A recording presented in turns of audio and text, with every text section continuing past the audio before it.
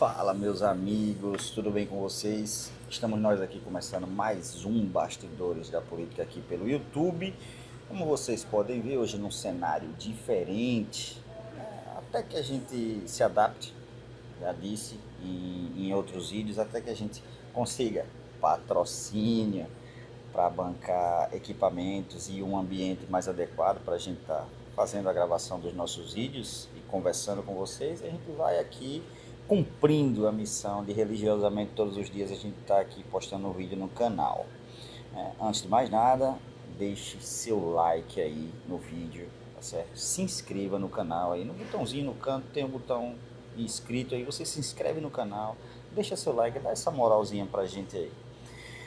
Meus amigos, eu havia dito a vocês que hoje iria falar especificamente sobre, é uma leitura minha, claro, é a avaliação que eu faço, e que essa polêmica envolvendo aí a disputa pelo Senado, na base governista, entre André Moura e Alessandro Vieira, as matérias que pautaram a imprensa sergipana aí, possibilidade de racha entre André e Fábio Metidieri, que foi prontamente desmentida durante a edição do Sergipe aqui de Malhada dos Bois, que aconteceu na última sexta-feira, mas eu tenho uma teoria que envolve aí toda essa polêmica.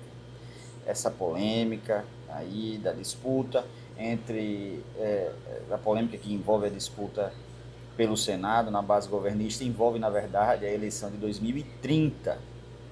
E, ao contrário do que muita gente imagina, repito, essa é a leitura que eu faço, estou tendo até que ter cuidado com as palavras que eu vou escolher nesse vídeo, porque vocês que não sabem, eu sou servidor público do Estado, né? E por ser servidor público do Estado, estou um pouco mais suscetível a qualquer tipo de, digamos, rebordosa que possa vir a surgir de qualquer uma das minhas análises, né? A partir de qualquer uma das minhas análises. Lembro até um caso em que eu fiz críticas duras à gestão do então secretário de Estado de Saúde, Almeida Lima, e qual foi o resultado? Almeida pegou, eu tenho dois vínculos no Estado, né? Para quem não sabe, eu sou técnico de enfermagem, aqui lotado aqui no Hospital de Propriá, né? Hoje eu não estou mais no Hospital de Propriá, mas na época eu estava, Almeida pegou um vínculo meu, deixou aqui no Hospital de Propriá, e o outro ele colocou no Hospital de Tobias Barreto. Ou seja, quando eu saía de um plantão, automaticamente era para entrar no outro. E como era que eu ia entrar? Me materializando, e ele fez isso para dificultar a minha vida. Então, quando o Estado quer, o Estado dificulta a vida de um servidor público, e aí eu escrevo desde 2010, ativamente na política eu participo desde 2016, tento me esquivar do jeito que posso, mas já sofri um bocadinho, por isso que eu tenho que ter cuidado com as palavras que eu escolho para fazer as minhas análises. Mas sigo na fé, né? Porque gosto do que eu faço, que é escrever e falar sobre política. Vamos lá.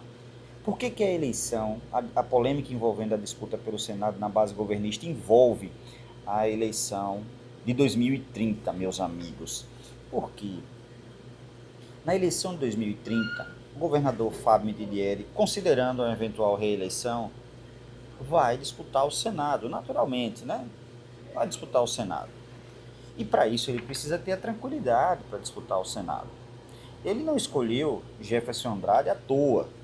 Jefferson Andrade possui aí por trás dele uma figura, mesmo ocupando a cadeira de conselheiro do Tribunal de Contas, uma figura que tem um lastro político no estado de Sergipe gigantesco e um excelente articulador, que é o conselheiro do Tribunal, hoje conselheiro do Tribunal de Contas, pai de Jefferson Andrade, Ulisses Andrade.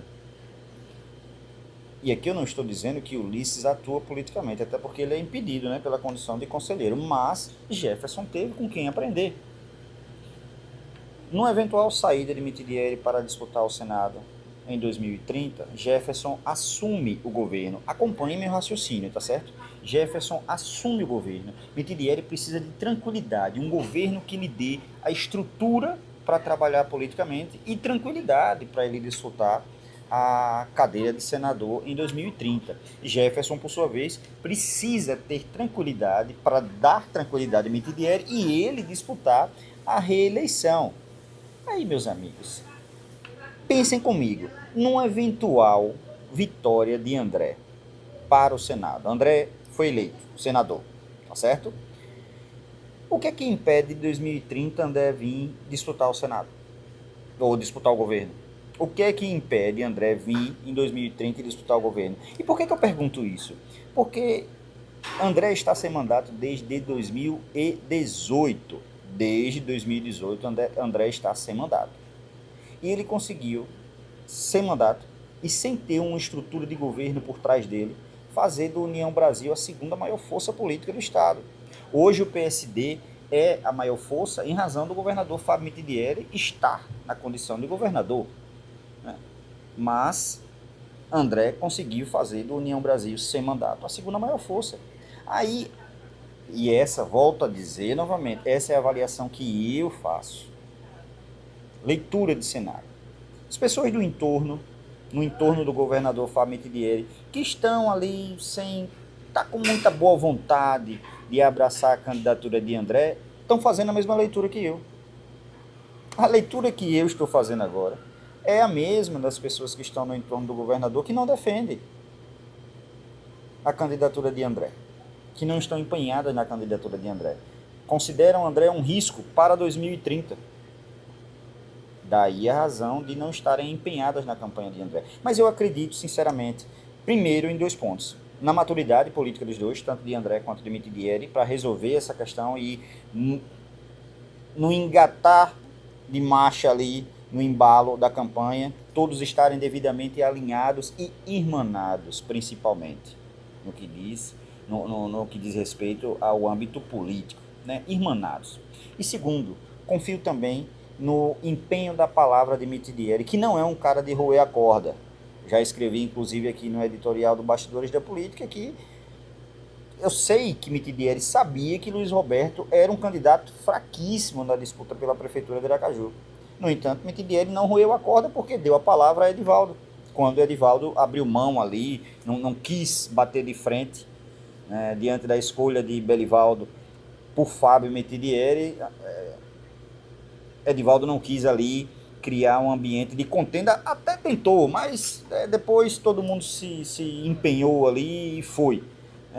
Fábio deu a palavra a Edivaldo e cumpriu em 2024, mesmo sabendo que Luiz Roberto era um candidato fraquíssimo, mas ainda assim a base governista conseguiu levar Luiz Roberto para o segundo turno. Perdeu, é bem verdade, só que a vitória de Luiz Roberto não dependia exclusivamente de Mitidieri, da mesma forma que a vitória de André Moura não depende exclusivamente de Mitidieri. Mas eu acredito que Mitidieri vai cumprir com a palavra dele, porque ele tem uma característica que hoje está em extinção, não só no cenário político brasileiro, mas no cenário político sergipano, mas no cenário político brasileiro, que é cumprir com a palavra. Se ele deu a palavra, ele vai cumprir. Então, meus amigos, por mais que a polêmica envolvendo a disputa pelo Senado renda pauta para a imprensa, na minha avaliação, ela, apesar de entender que toda essa polêmica envolve a eleição de 2030 e não a disputa pelo Senado em si, acredito que está pacificada essa questão e que Fábio e Mitidieri estão muito bem alinhados para a disputa de 2026. A MFM, essa dupla, ainda vai dar muito o que falar positivamente para o estado de Sergipe. No mais, eu vou ficando por aqui. Ainda tem vídeo hoje novo no canal, tá certo? Depois disso eu vou tocar no outro assunto aqui, mas isso é um outro vídeo. Vou ficando por aqui, um abraço, forte abraço a todos aí, valeu!